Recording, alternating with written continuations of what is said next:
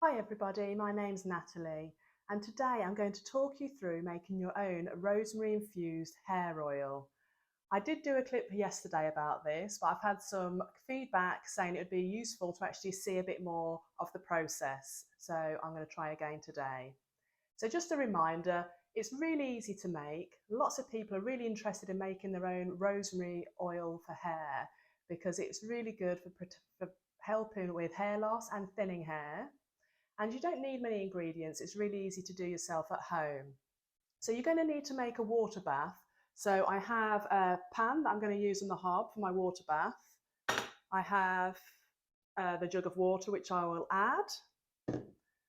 I also will be using this fine mesh strainer. You can use muslin or something similar to that for straining the herbs away without them going into the oil. I also have a lid. Now you need to find a jar that is going to have a lid that is tight fitting so that nothing will get in. This I'll be using in the water bath, so it's important that it's got a lid on so no water gets into the mixture. It also needs to be able to withstand the heat. Now it's only going to be on a simmer, and I know this jar is good for that, but you need to make sure that whatever you use, whether it's a metal container or glass, that it is good for being heated up on the stove. In addition to that, I'm going to be using dried rosemary. I prefer to use dried rosemary as it has a much longer shelf life. It will last at least a year if it's kept in cool, dark conditions.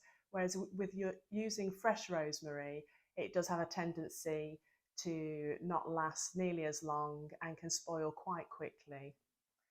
I am also going to be using an organic jojoba oil.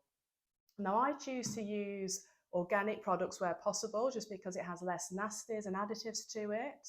And I'm also using jojoba for this hair oil because on its own that has some really good properties for nourishing the hair, and it's also good as a scalp circulation stimulant. So I think combining that oil with the rosemary will help give the best results.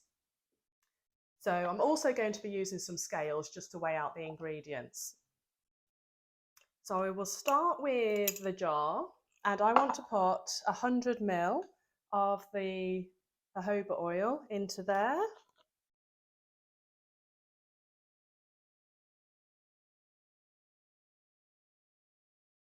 Okay, there's my 100.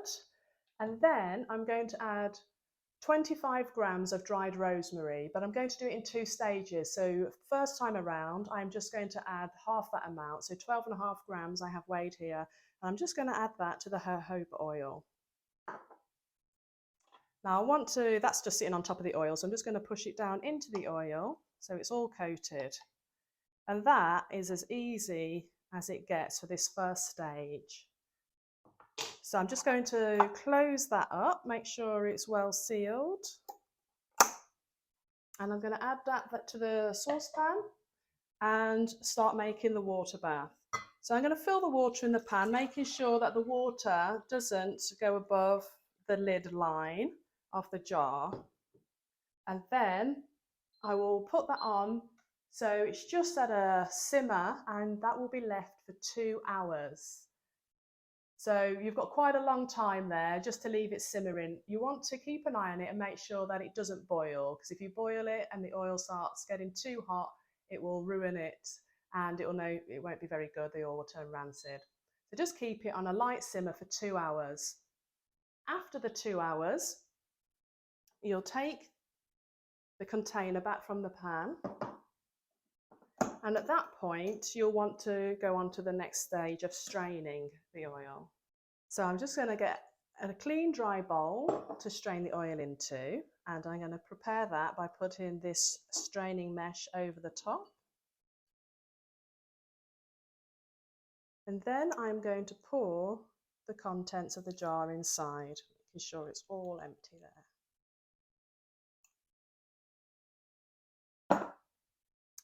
Once I have done that, you need to make sure you've left it a while first after it's been on the hob so that the oil's not too hot for you to handle, because you will be just helping to drain all of the oil, the rosemary infused oil, through this strainer and into the bowl.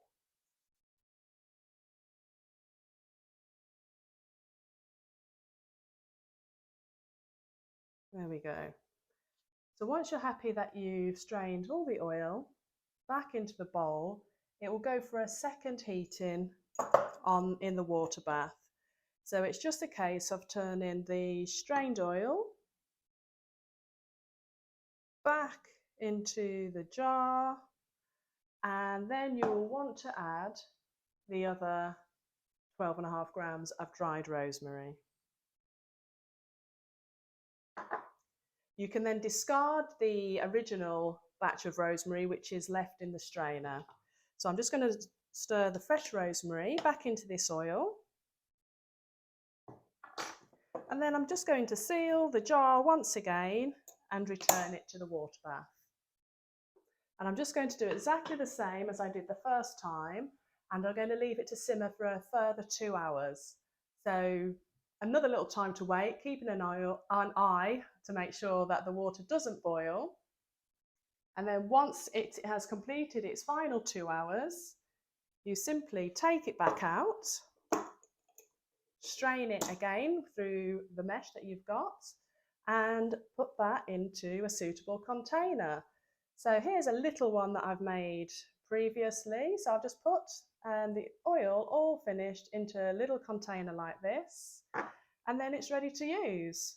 I like to use a dropper to take it. So I've just got a little dropper, a pipette, which I then put into the oil and I squirt it into my hands. Or you can just pour it straight from your container, whatever's easiest, whatever works for you. And I think the best way then to use that is once or twice a week, apply the oil to the scalp, give it a good old massage through, paying particular attention to the scalp. Leave it for 30 minutes to an hour, and then you can simply wash it away with shampoo. So once or twice a week normally works, and then hopefully over the next 1 to 2, 3 weeks and the months that follow, you'll start to see some results with your hair looking more fuller, more thicker, less fine hair, less thinning going on. And there you have a really easy oil that you can make yourself at home. So I hope that was a little bit more comprehensive today, that you could see a little bit more of what I was doing. But if you do have any more comments about anything about that, how I can make it clearer, or anything else you'd like me to talk about in future, then please do comment below and like and subscribe. Thank you very much.